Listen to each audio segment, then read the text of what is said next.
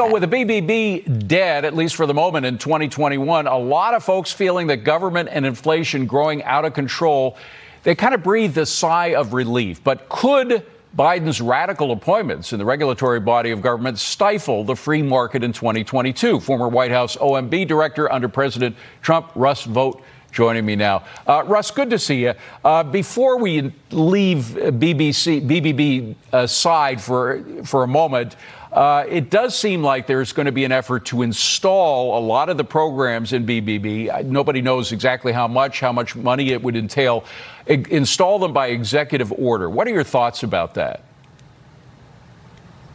Yeah, I think this is a desperation play by members of the far left to both put some fear into Joe Manchin and to possibly have some face-saving measures. I mean, there's just no way that you can do a $5 trillion bill by executive action. The Constitution requires an appropriation for spending. There is not $5 trillion of executive action that you can do to just create those appropriations out of thin air. Here's what the Constitution says, if anybody wants to know the details. It says no money shall be drawn from the Treasury, but in consequence of appropriations made by law. Now, despite that very clear language in the Constitution, a lot of Democrats say, well, the Trump administration did the same thing by reapportioning money that was supposed to go to the Pentagon for Trump's wall down along the border. What do you say to that? Yeah, no, I expect those arguments, but the reality is that Congress had appropriated every dollar that we used for the wall, but did it in a way that was so flexible that allowed us to be able to redirect that money, and the amounts were nowhere near $5 trillion. We were talking about $5 billion, $10 billion in that magnitude.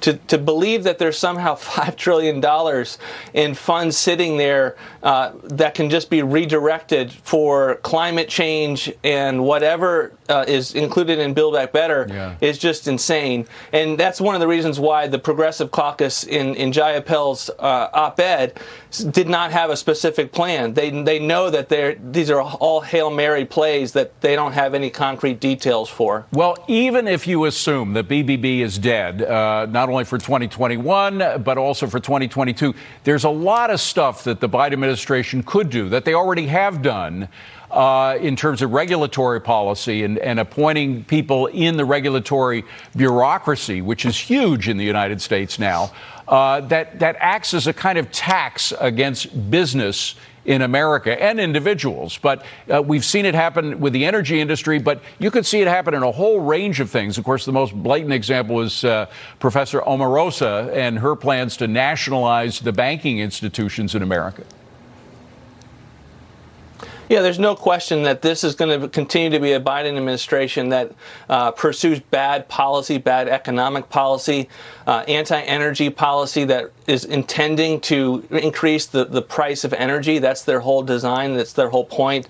Their regulatory policies are all designed to move towards an equity system that is an equality of outcomes and trying to put more control in Washington and take it away from family farms and businesses. So, yes, those policies is kind of baseline, run-of-the-mill Biden administration policies will continue to move on into 2022, regardless of the outcome of Build Back Better in the new year, which is looking dim right now. And there's a different dimension, we should mention, to the regulatory policies that we're seeing, particularly from some of these nominees that they put forward. I don't know whether they'll ever get through the Senate, but we have to emphasize this isn't the sort of stuff that we saw with the Clinton administration or even with the Obama administration. These are individuals that are very strongly anti-capitalist. These are radical anti-capitalists who fundamentally want to change the economy to make it as close to socialism as anything I've seen, as anything anybody's seen in this country.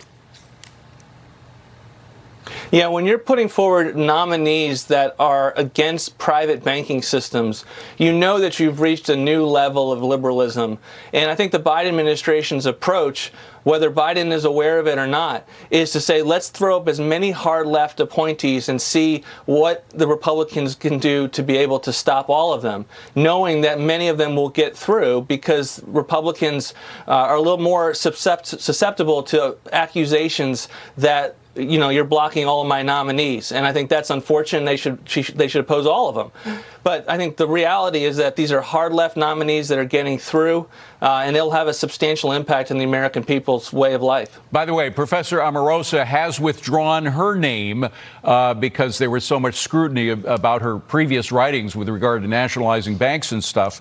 Do we know who her replacement will be, or do you have any suspicion that her replacement will be anything better than what she represented? No, but I think that what we've learned is that they just send up a new nominee that's very similar, but maybe doesn't have the paper trail to have the nomination blow up in the same way that hers did.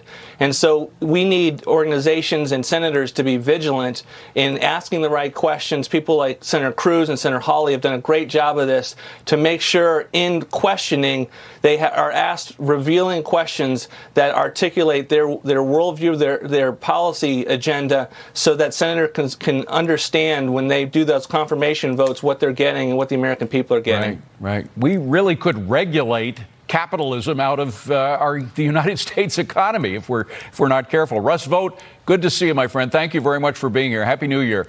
Well, Santa